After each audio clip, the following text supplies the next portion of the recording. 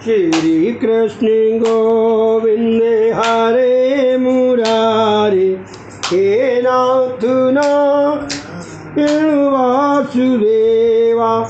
सन्मुख होए जीव मोए जवाई, जन्म कोटि अगनाश तवई।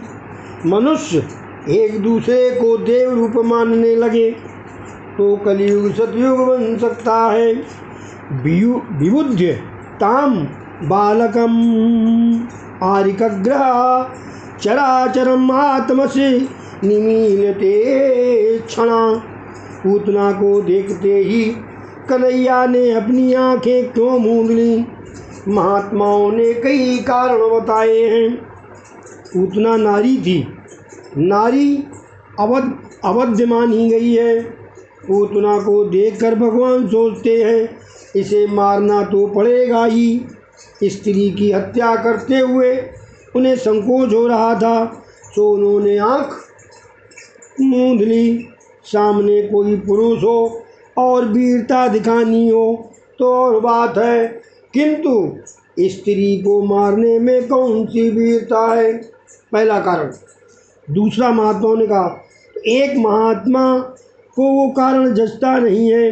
वे कहते हैं पूतना नारी तो थी किंतु वो राक्षसी थी। उसने कई बच्चों की हत्या की थी और यहाँ भी कन्हैया की हत्या के हेतु ही आई थी। भगवान के आँख मूंदने का कारण कुछ और ही है। उनकी आँखों में वैराग्य है। उन्होंने सोचा यदि वे पूतना से आँख मिलाएंगे तो उसको ज्ञान प्राप्त हो जाएगा। वह जान जाएगी कि ये तो ईश्वर हैं। मेरे ईश्वरत्व का उसे ज्ञान हो जाने पर मैं जो लीला करना चाहता हूँ वो कर नहीं पाऊँगा। ऐश्वर्य का ज्ञान लीला में बाधा रूप है। यदि पूतना जान गई कि ये तो ईश्वर है तो वो दूध नहीं पिलाएगी। कृपा करते हुए भगवान यदि किसी से आंखें मिला दे तो उसे ज्ञान प्राप्त हो जाता है। खुदा नज़र दे, खुदा नज़र दे तो सब सूरत खुदा की है। खुदा नज़र दे तो सब सूरत खुदा की है। भगवान ने अर्जुन से कहा था, अर्जुन मैं जिस पर कृपा करता हूँ उससे मेरे स्वरूप का ज्ञान हो जाता है। यदि मैं पूतना पर दृष्टि करूँगा तो उसे ज्ञान हो जाएगा। ये कोई सामान्य बालक नहीं, काल के भी काल हैं। उसे ऐसा ज्ञान हो जाने पर मैं लीला नहीं कर पाऊँगा। ये मुझे सामान्य बालक ही मान कर मारने आई है, सो उसे अपने वास्तविक स्वरूप का ज्ञान कराना ठीक नहीं है। इस तरह पूतना को अज्ञानी रहने देने के लिए ही भगवान ने अपनी आंखें बंद कर ली थीं। एक महात्मा कहते ये कारण ठीक नहीं है। दृष्टि मिलन होते ही पूतना को ज्ञान हो जाने वाली बात ठीक नहीं है। दुर्योधन को ज्ञान हो पाया था क्या? दुर्योधन ने भी तो आंखें मिलाई थी, उसको कहाँ ज्ञान हुआ? पूतना विष लेकर आई तो लाल आंखें मूंद कर सोचने लगा इसे गोलोक में भेजा जाए या वैकुंठ में। तो एक और महात्मा दूसरा कारण बताते हैं, अपने किसी न किसी पुण्य के बिना कोई भी जीव ईश्वर के समीप जा नहीं सकता। भगवान आंखें मूंद कर ये देखने लगे कि इस पूतना ने किसी भी जन्म में कोई पुण्य किया है कि नहीं। जिसके साथ बहुत प्रेम किया जाए वह संभव है किसी छोटे से कारण से बैर मोल ले ले। एक महात्मा बताते हैं कन्हैया सोच रहा था, उसने तो माना था कि गोकुल के लोग उसे माखन मिश्री खिलाएंगे, किंतु यहाँ तो लोग माखन मिश्री खिलाने के बदले विष पिलाना चाहते हैं, तो डर के मारे अपनी आंखें बंद कर ली। तो दूसरे महात्मा पूछते हैं, परमात्मा भी कभी किसी से डर सकता है क्या? कन्हैया ने सोचा कि विष पीने को शिवजी की आदत है, मुझे तो विष पसंद ही नहीं है। सो उसने आंखें बंद करके भगवान शंकर की प्रार्थना की, आप विष पीने को पधारें, मैं तो दूध ही पीऊँगा। भगवान शिव का ध्यान धरने के हेतु ही कन्हैया ने अपनी आंखें बंद कर ली।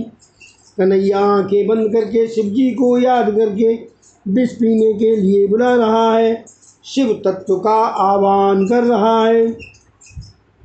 जब किसी देव को याद करना या बुलाना होता है तो आंखें बंद करके ही उसका ध्यान धरना पड़ता है। एक अन्य महात्मा कहते हैं, मुझे ये कारण योग्य नहीं लगता। क्या कृष्ण विष को पचा नहीं सकते? ये तो काल के भी काल हैं। कृष्ण की आंखें बंद कर लेने का कारण और ही है, उनकी आंखों में सूर्य और चंद्र का वास है। महायोगी सूर्यमंडल को पार करके ब्रह्मलोक में जाते हैं। कृष्ण पूतना को ब्रह्मलोक में भेजने जा रहे हैं। ये देखकर सूर्य चंद्र को अच्छा नहीं लगा। अपने कृष्ण को वो तो विषपान कराने आई है, तो फिर उसकी ब्रह्मगति क्यों दी जाए? ऐसा सोचकर आंखों ने पलकें बंद कर ली। जीव को लक्ष्मी का उपयोग करने का कोई अधिकार नहीं है। जीव लक्ष्मी का उपयोग चाहे कर ले, उपभोग नहीं कर सकता। यदि वो उपभोग करने का प्रयास करेगा तो चांटा मिल जाएगा।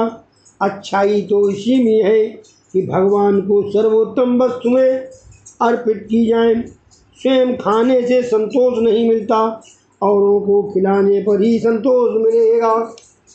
सूर्य चंद्र दोनों नेत्र सोच रहे हैं कि सर्वोत्तम वस्तु अर्पण करने की अपेक्षा ये पूतना तो विष लेकर आई है, यही अच्छा होगा कि उसे सद्गति न मिलने पाए। ऐसा सोचकर सूर्य चंद्र रूपी नेत्रों ने अपने प्रवेश द्वार बंद कर लिए। एक अन्य महात्मा दूसरा ही कारण बताते हैं। वाह भाई डोंगरे महाराज, भगवान सोच रहे थे कि जब इस विषदायिनी पूतना को मैं मुक्ति देने जा रहा हूँ तो मुझे माखन मिश्री खिलाने वाले ब्रजवासियों को मैं खून सी घट दूंगा, क्योंकि मुक्त से बढ़कर देने योग्य अन्य कोई वस्तु मेरे पास है ही नहीं।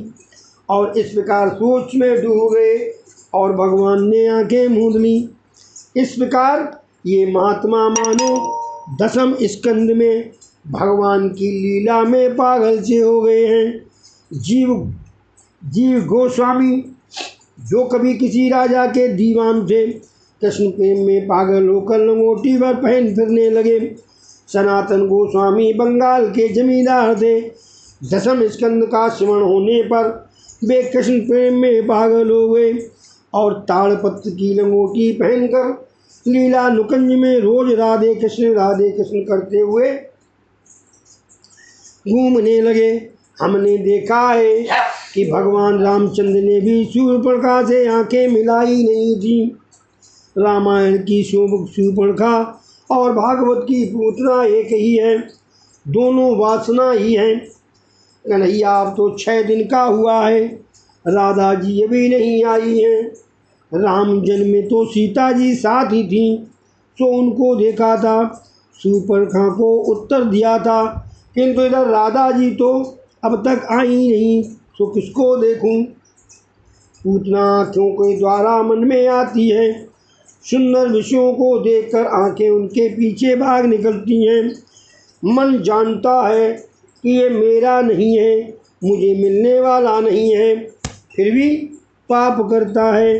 पूतना माने काम वासना पहले आँखों में आती है और फिर मन में उतर जाती है। पूतना ने यशोदा से कहा, मैं तुम्हारे बालक को दूध पिलाऊंगी तो वो हृष्ट पुष्ट हो जाएगा। यशोदा तो लाला को पालने से बाहर निकाला और पूतना की गोद में दे दिया। पूतना मासी उसे लाड़ प्यार करने लगी। कन्हैया तो जानता ही है कि ये लाड़ करने नहीं, मारने के लिए आई हुई है। पूतना ने यशोदा से कहा कि तुम्हें घर में यदि कोई कामकाज करना हो तो जा सकती हो। भोली यशोदा घर के काम में लग गई। इधर पूतना ने लाला को दूध पिलाना शुरू कर दिया। कन्हैया तो दोनों हाथों से स्तन को पकड़कर बलपूर्वक दूध पीने लगा। कन्हैया को तो दूध के साथ साथ प्राण भी मानो पीना था। पूतना व्याकुल हो गई। वह रो रो कर कहने लगी, मुझे छोड़ दे कन्हैया, मुझे छोड़ दे। सा मुंचालमिति प्रभाषणी। कहिए कन्हैया ने कहा, पूतना मौसी, मेरी माता ने तो पकड़ना ही सिखाया है, छोड़ना नहीं।